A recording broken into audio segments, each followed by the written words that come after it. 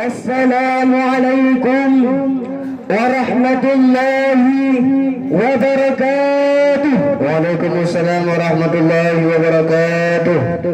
Alhamdulillah. Alhamdulillahilladzi an'amana bi ni'matil iman wal islam. والصلاة والسلام على أشرف الأنبياء والمرسلين وعلى آله وصحبه أجمعين أما بعد. Para hadirin Dewan Hakim yang saya muliakan, gerak yang paling utama, marilah saban sare kita nyopo pujanya kepada suratul salawat dan salam. Tak lupa pula kita selaku umatnya selalu menyanjung seorang baginda Rasul Muhammad sallallahu alaihi wasallam. Mulia dan terhormat kepada Walid selaku pemimpin Nahdlatul Ulum beserta keluarga beliau. Juga mulia dan terhormat kepada abah dan abi beserta keluarga beliau. Juga kepada seluruh staf jajaran Dewan Guru yang atasan maupun yang bawahan yang masih mendidik dan mengajari kita semua. Hadirin Dewan Hakim yang saya muliakan, adapun tema pada kesempatan kali ini, izinkan saya melepaskan satu tema syarahan, yaitu sadisnya godaan hawa nafsu. Hadirin yang saya muliakan, Allah Subhanahu wa ta'ala telah menciptakan manusia fi ahsani taqwim, dengan sebagus-bagus dan sesempurna mungkin. Lalu apa yang harus kita pertanyakan pada diri kita? Apakah kita wajar? Apakah kita pantas menyebut kita ini sempurna? Karena tingkah laku dan perbuatan yang kita lakukan pada saat ini selalu melenceng daripada perintah Allah. Akan tetapi ingatlah di ketika Allah Subhanahu wa ta'ala pertama kali menciptakan manusia, sebelumnya Allah Subhanahu wa ta'ala telah menciptakan para malaikat dan juga menciptakan binatang. Allah menciptakan malaikat dengan diberikan satu wewenang kehormatan, yakni akal.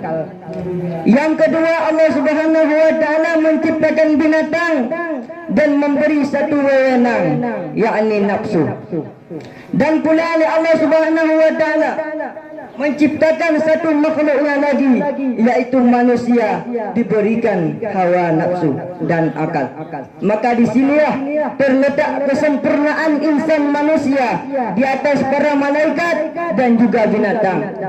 Akan tetapi hadirin, bila mana kita mempergunakan akal sehat kita ini dengan bagus, dengan mengalahkannya hawa nafsu, maka derajat dan wewenang kita lebih tinggi daripada para malaikat.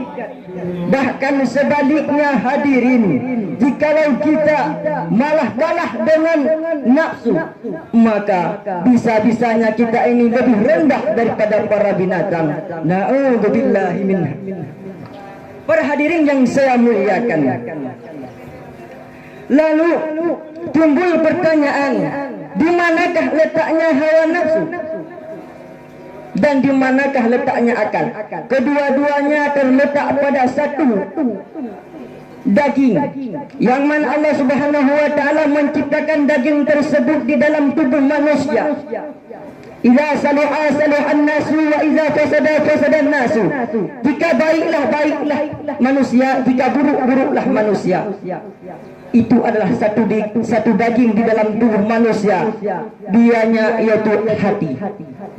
Bila mana hati manusia ini bercampur aduk dengan kejahatan, perbuatan-perbuatan yang dia lakukan melenceng daripada akidah Islam, melenceng daripada perda syariah, maka hati manusia tersebut akan tumbuh titik-titik hitam di dalam hatinya.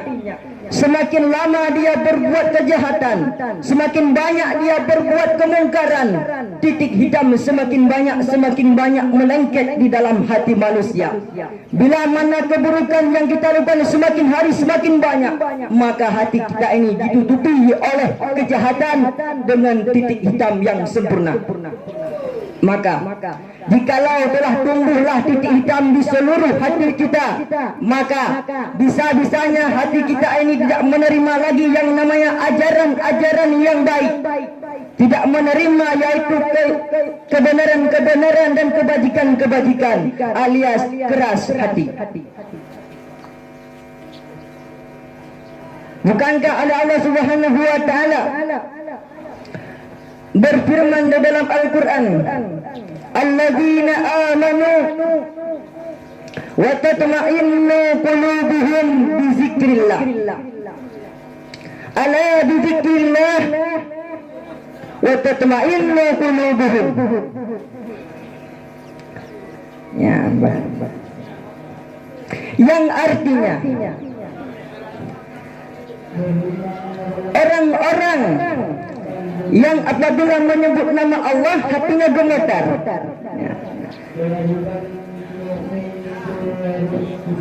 Hadirin yang berbahagia, di dalam pandangan kehidupan manusia, baik daripada orang-orang yang biasa, yang rendah jabatannya maupun yang tinggi jabatannya alias pemimpin, bila mana kepemimpinannya dipimpin dengan hawa nafsu, maka kepimpinannya akan terjadi yaitu keburukan dan keterpurukan bangsa. Para hadirin yang saya muliakan, adapun kesimpulan daripada ceramah singkat ialah bahawa hawa nafsu yang merupakan lawan yang sangat besar, lawan yang tidak dapat disepelekan. Bahkan para sahabat pernah berkata sesudah pulangnya perang Badar, katanya kepada Rasul, ya Rasul, apakah ada perang yang membesar daripada perang Badar ini? Rasul menjawab, ada wahai sahabat-sahabat. Lalu lantas bertanya, apa itu? Yaitu hawa nafsu. Itulah perang yang paling besar. Hadirin dewan hakim yang saya muliakan, inilah barangkali yang dapat saya sampaikan. Kurang dan lebih dan kurang saya mohon maaf. Saya undur diri. Assalamualaikum warahmatullahi wabarakatuh.